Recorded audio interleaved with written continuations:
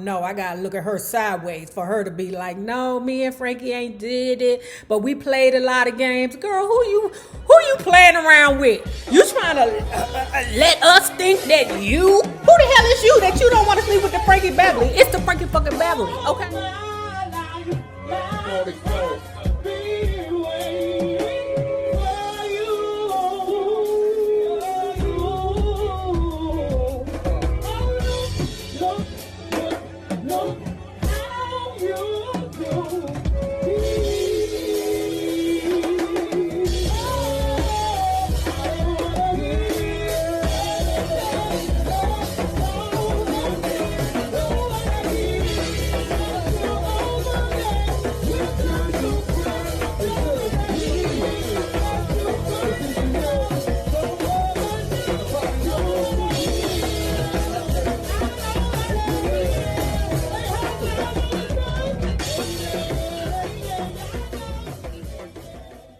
Well, hello there, love bugs. Hello there, Bellas. If you have not already done so, please remember to like, share to Facebook, subscribe, and visit uptopbeauty.com. And if you are not already a part of our book club, please hit the Patreon link below and or the join button here on the YouTube. And for a small monthly fee of $5, you babies, yes you, can be privy to all the shenanigans before the YouTube gets it, if the YouTube gets it. Now, let's continue talking about Marvin Gaye's Divided Soul by David Ritz. The one memory of growing up with Marvin, which keeps coming back, Frankie Gaye told me, happened in the bedroom we shared in D.C. I'd only have one pair of clean underwear left, but before I could turn around, Marvin would slip them on, get dressed, and be dancing down the street, with me yelling after him to bring back my shorts. Marvin was like that. He also never let me be friends with his friend. Let me tell you something about them Aries, any fire sign. If they choose you, they put their finger on you, you belong to them forever. My sister ain't fitting to share me with her friends. No, you get your own goddamn big sister. That's my big sister. Gaye suffered from this sibling rivalry. He was frightened that Frankie was not only a better musician, but also a better athlete. He couldn't bear the thought of being bested by his own brother. In truth, Frankie's talent was great, though he lacked Marvin's drive. For a short period in the 70s, Gaye let Frankie sing with his backup vocalist. The arrangement, however, made Marvin very uncomfortable. Frankie also wrote a successful music score. Ooh, which one? But he never released a record of his own. Marvin died with the unfulfilled promise of introducing his brother as a featured singer on his next album. The tension, though, between Marvin and Frankie was subtle. Both boys were reluctant to discuss it, and years passed without either of them mentioning the matter. It was a sore point for them, but a small one in contrast to the gaping psychological wounds Marvin and father continued to inflict upon each other. To escape the pain, Marvin required outside help, a savior, a man with a plan. That man was Harvey Fuqua. In Marvin's eyes, he appeared to be a combination father figure and musical master. Like Gaye Sr., Fuqua was an ambitious Kentuckian. 11 years older than Marvin, Harvey had been instrumental in forging new combinations of sounds and styles in American popular music. He'd written sincerely along with his writing partner, disc jockey Alan Freed, and Fuqua's Moonglows had backed Bo Diddley on Do-Wah-Diddy-Diddy-Dum-Diddy-Do. I didn't know that. Did y'all know that? You're welcome. Marvin idolized Fuqua. Harvey Fuqua also had guts, Marvin said, and I admired that. He was out there in the world. He'd been around and I was still in the crib. I needed to see the world. I thought that's what the Air Force would be, but the Air Force was prison. Harvey's world was filled with cool times and hot women. Let's get to the point, Marvy Pooh. let's get to the point. Where you are in your life, because I think he's only like 19 years old right now. Where he is in life now is that he is really dealing with his sexuality, okay? I think he knows that he has a perversion inside of him, and it's okay. I mean, what knocks your boat? If you like to pay for the vagina, if you got $40 to give every day, then shasta la vista. But I think he really is beginning to understand what's happening inside of him mentally and physically. So we know this about Marvin right now. We know that he understands the power that he has over women when he sings. He knows that there's a reaction. He knows that we love it. Okay. Secondly, from being in the Air Force, he found out that he can disconnect sexually with women. That not all the time when you lay with a woman, it's about love and affection. He's learned that sometimes it's about passion and perversion. Okay. And he feels like what we read was prostitutes are a necessary thing in order for him not to run around and sleep with married women. Okay.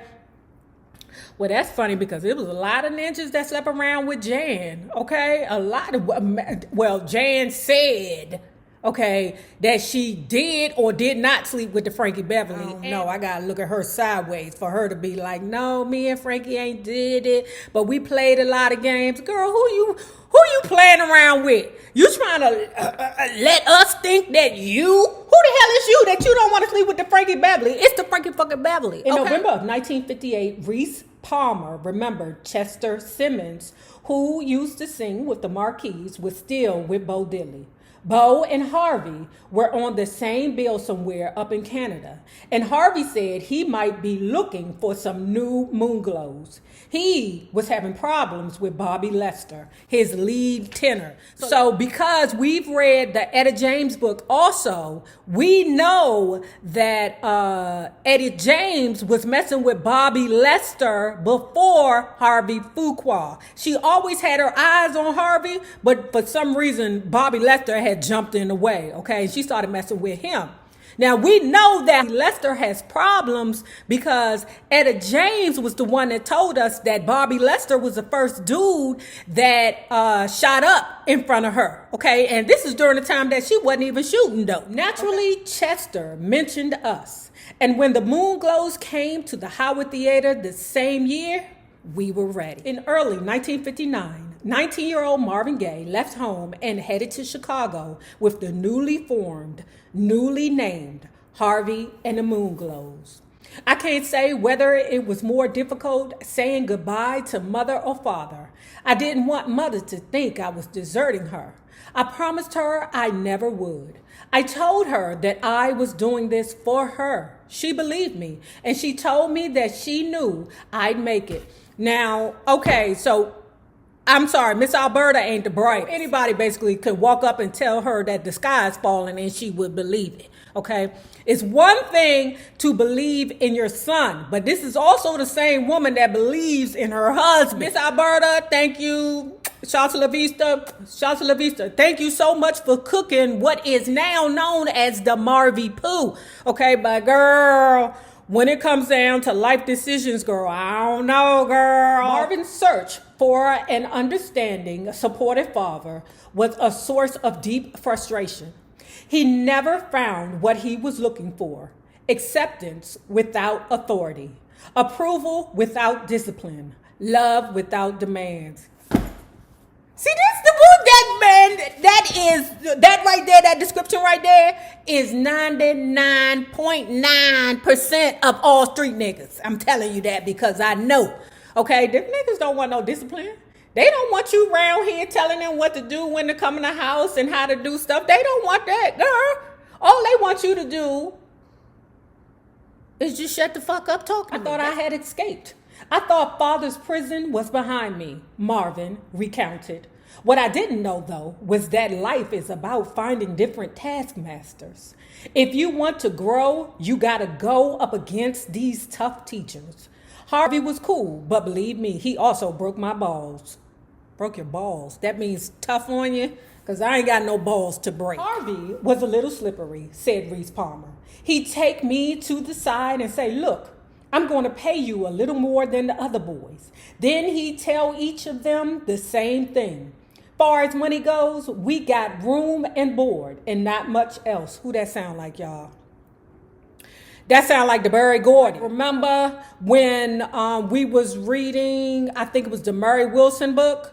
Okay, damn, we didn't read a lot of books. But remember when we read the Murray Wilson book and the girls was fed up with Berry the Gordy one day? Or was it the Tell-All Dinah Ross book? I'm not sure, right?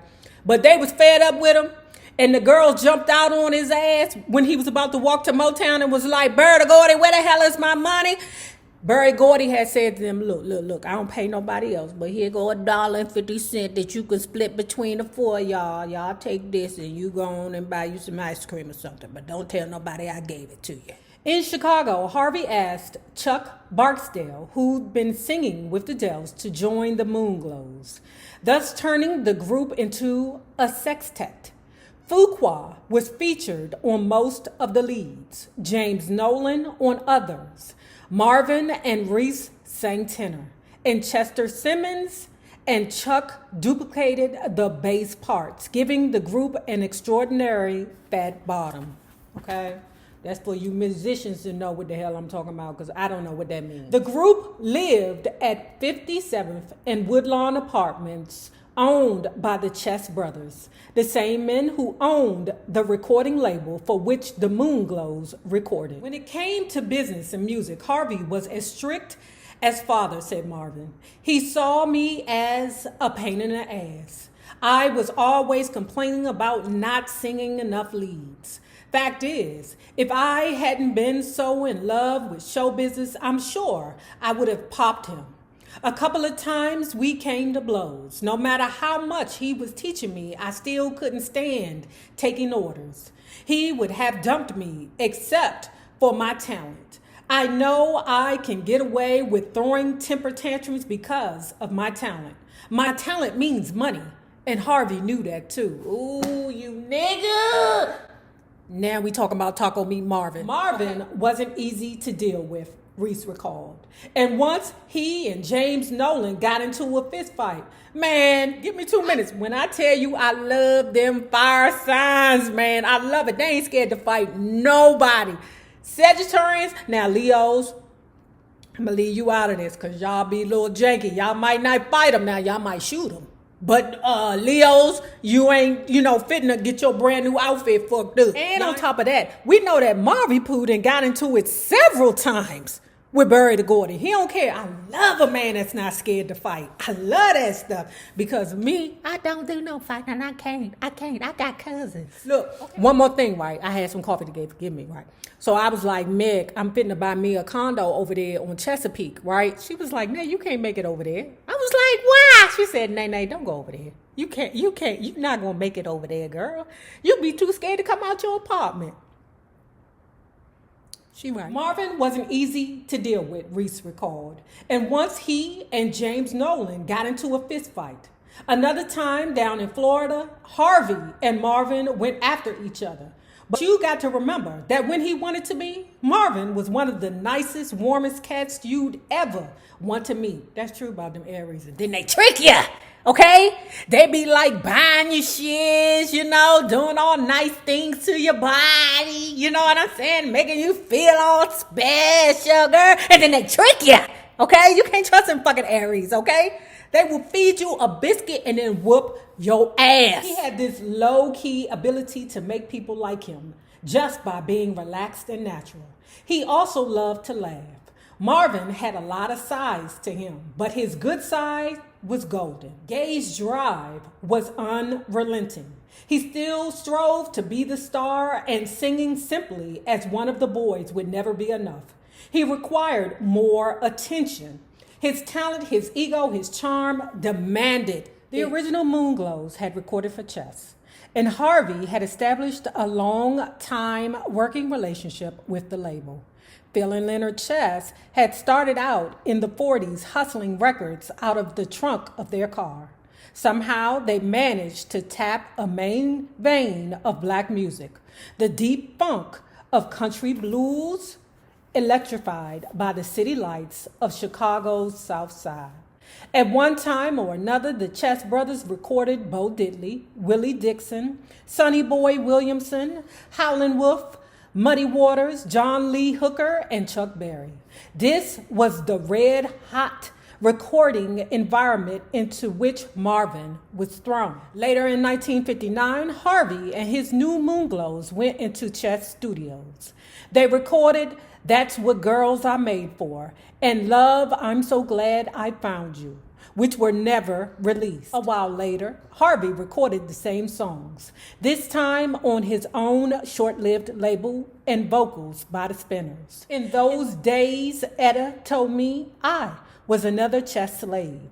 The Moonglows accompanied Etta on Chained to Be My Rocking Chair, while Etta and Harvey also sang a few duets under the pseudonym Betty and Dupree for Kent Records.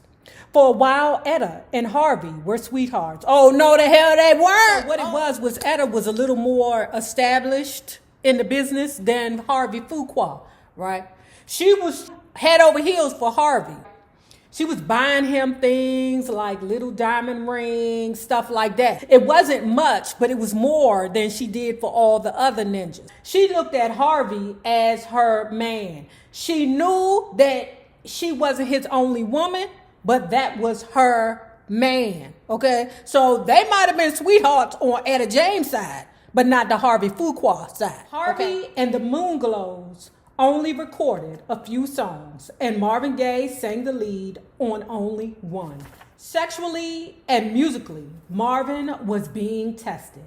With women drawn to his good looks and smooth manner, he found himself weak before their advances. While he could never approach a girl with great confidence, he was unable to resist when the proposal was directed at him.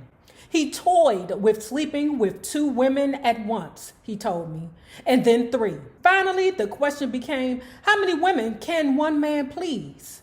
Throughout his life, well, we know you can't please too many, Marvy Poo, because, I mean, what you gonna do? You gonna line the hoes up and then, dog walk them each? Because we know that you ain't the type of man to, be unselfish as a lover. We know that you want to be like, I don't do that. Throughout his life, Marvin felt sexually obligated to every one of his female fans, a pressure great enough to destroy any man. Girl, I don't know. A lot of people in the business get in trouble. You're not entitled to nothing. See, thinking like that is what gets you locked up, Marvy Poo. We were touring down south with Big Joe Turner and Etta James, Reese Palmer said, sleeping in a station wagon trying to keep our process jobs together. Ooh, y'all was sweating them mugs out. Ran into all kinds of racist shiz. Some white folks didn't like the way we wore our hair. They don't want you ninjas looking like them. What you talking about? What you talking about? Ain't your shit supposed to be hair like wool? I'm one of those entertainers, Marvin told me, who felt the indignity of being refused lodging because of the color of my skin. In southern cities, we couldn't get rooms. Sometimes there weren't even segregated accommodations for us. We had nothing except the back seat of the car or the cold, hard ground.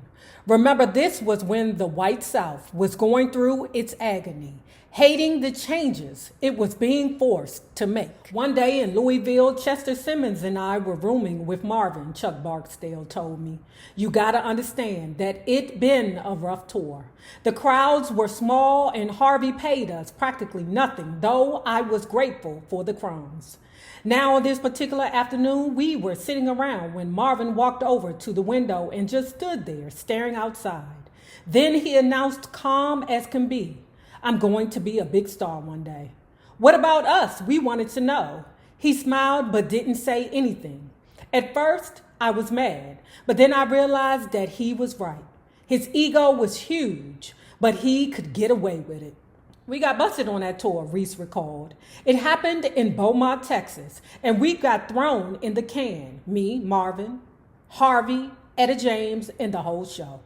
I was there for the Beaumont bust, Etta James told me between sets at the Vin Street Bar and Grill in Hollywood. Etta's a straight talker and a soul shouter in the Bessie Smith, Dinah Washington, Aretha Franklin tradition. She told the story of how at the time she knew Marvin, she was in love with Harvey Fuqua. Oh, yes, she was. She was wishing on a star to follow where you are. She was wishing on a dream to find out what it means. He was my first boyfriend, Etta said. I was this chubby little singer and original groupie and strung out on Harvey until I was buying the boy rings and high-five sets. Harvey eventually broke Etta's heart. He broke her heart because he left her ass, Gwen Gordy, okay? As soon as his next gravy train came along, and the Gwen Gordy was a big gravy train, okay? He left her. Etta, I like you, but she buy me bigger gifts than you. All you buy me is little trinkets and things. She can buy me a career. He was my first boyfriend, Etta said. I was this chubby little singer and original groupie and strung out on Harvey until I was buying the boy rings and hi-fi sets. Harvey eventually broke Etta's heart.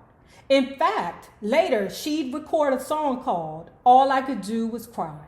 The song was about a girl who watches her man marry someone else. Amazingly, one of the tune's co-composers, Gwen Gordy, turned out to be the very woman Harvey Fuqua married. What? Nigga. The Beaumont bust was caused by Titty Tassel Tony, okay? A shake dancer. That's what they called them hoes back then, or strippers back then. Shake dancers, okay? They have on, their little glitzy things, their little tassels and stuff, and they would, in men's faces, right, and get paid. Because back then, you ain't have to get down on the ground, cock open your leg, have a whole conversation with the ninja and be like, hey, how's your wife? The Beaumont bust was caused by Titty Tassel Tony, a shake dancer on a show.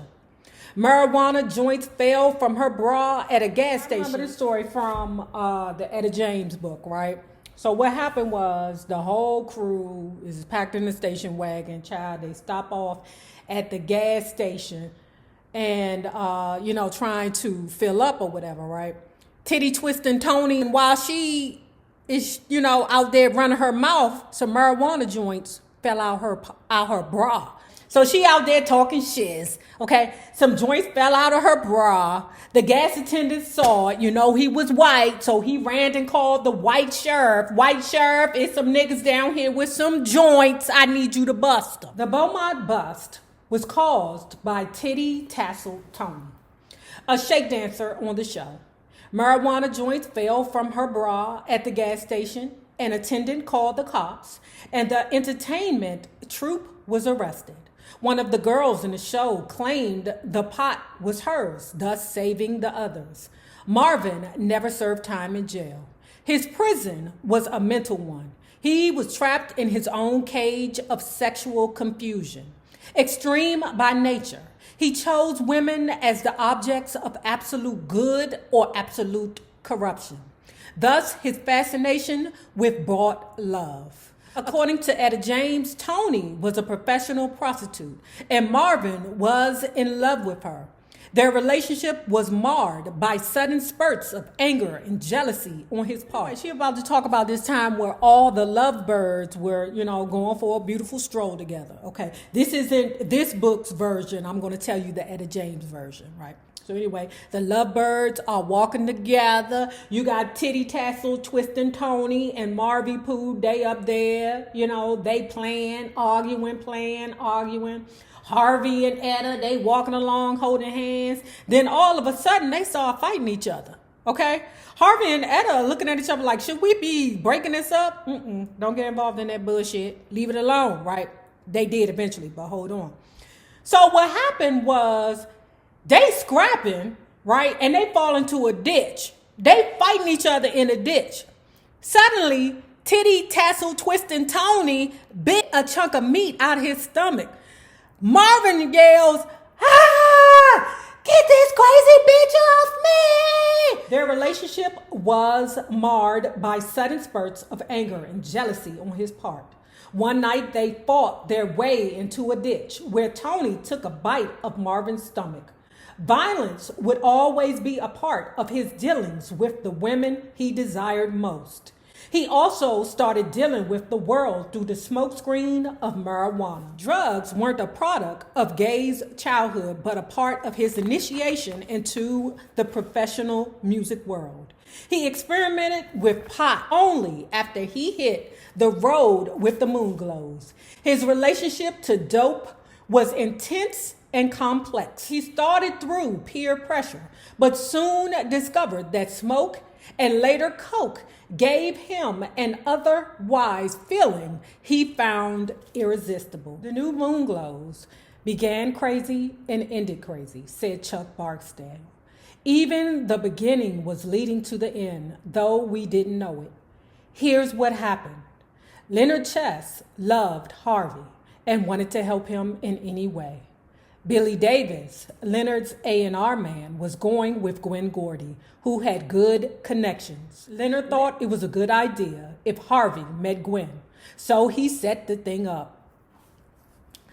Well, let me tell you something, Etta James. Billy Davis is the reason why your boyfriend cheated on you with the Gwen Gordy. But I mean, Billy Davis did introduce the two, according to this. Harvey took it from there. We all saw the handwriting on the wall. I suppose Harvey and I are both hustlers, Marvin commented through his sly fox smile. We've always had a sixth sense about when to make a move. We'd been talking among ourselves, away from the others, about what to do. Going out alone without the group seemed right. Harvey was convinced I could be a solo artist. That's why I was ready to follow him to the ends of the earth. Remember, I'd signed with him for life. Harvey needed me, and I needed him. He was still my guide through the back alleys and over the snake pits. Shit, he is a back alley and a snake pit, Marvy Boo. Harvey protected me and taught me about the wild, wicked world out there. He also saw he could make a fortune off of me. He agreed that with the right push, I could still make it as the Black Sinatra. Hollywood,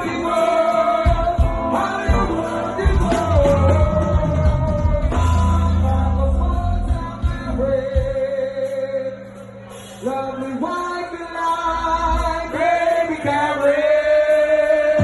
No other stars that go, the sense of goes, but it is in Hollywood, Hollywood,